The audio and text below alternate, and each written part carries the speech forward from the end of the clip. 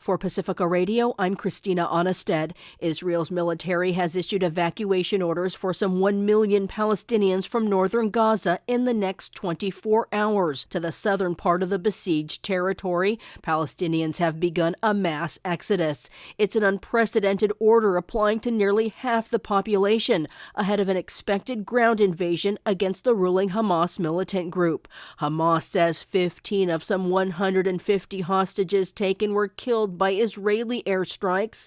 It's refusing to leave the northern Gaza Strip, saying its people will not repeat the 1948 Nakba, when some 700,000 Palestinians were forcibly removed by Zionist Jews to create the State of Israel 75 years ago. Speaking from Qatar, where U.S. Secretary of State Antony Blinken is seeking aid to secure the release of hostages, Blinken doubled down U.S. support for Israel's war on Gaza. There can be no more business as usual with Hamas. Murdering babies, burning families to death, taking little children as hostages. These are unconscionable acts of brutality. Every country in our judgment needs to condemn these actions, needs to hold them accountable, and we will continue to make that clear. The World Health Organization is warning the evacuation will be a death sentence for vulnerable patients in Gaza hospitals, saying it's impossible to evacuate them. The UN is calling on Israel to rescind its evacuation orders and is calling for the release of Hamas hostages. It's also urging a humanitarian corridor into Gaza to deliver aid to the innocent Palestinians caught in the crossfire.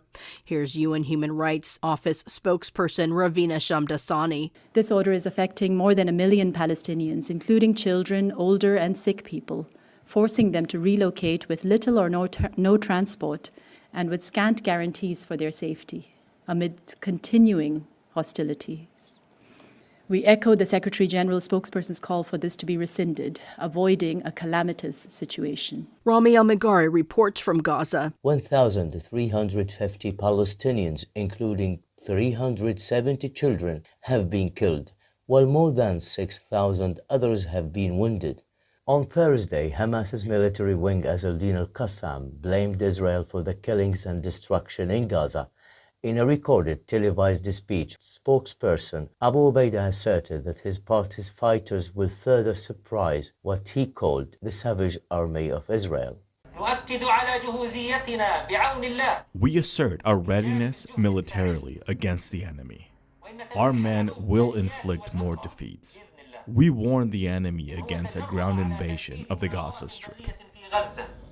The Israeli army distributed leaflets from air to thousands of households in a part of the northern Gaza town of Beit Lahia, demanding they leave, otherwise they will put themselves at risk. I am Rami Al-Magari in Gaza. In the U.S., Republicans are convening behind closed doors again today as a search for a House Speaker to unite GOP factions drags into a second week. Attention has swiftly turned to Representative Jim Jordan of Ohio, a former Trump administration official, and the Judiciary Committee chair as the next potential candidate after Majority Leader Steve Scalise of Louisiana ended his bid late Thursday when it became clear hardline holdouts refused to back him.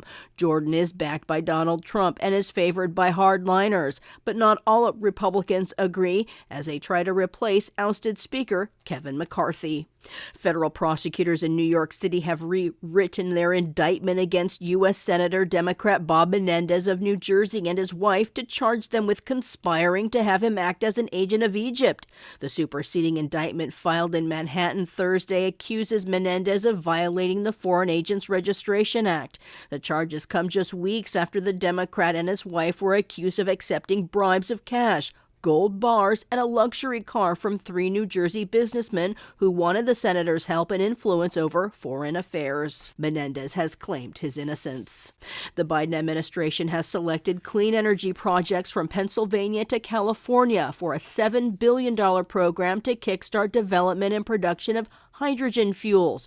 The president wants to establish 7 regional hydrogen hubs to help replace fossil fuels as coal and oil with cleaner burning hydrogen as an energy source for vehicles, manufacturing, and generating electricity. It's part of the president's push to slow climate change.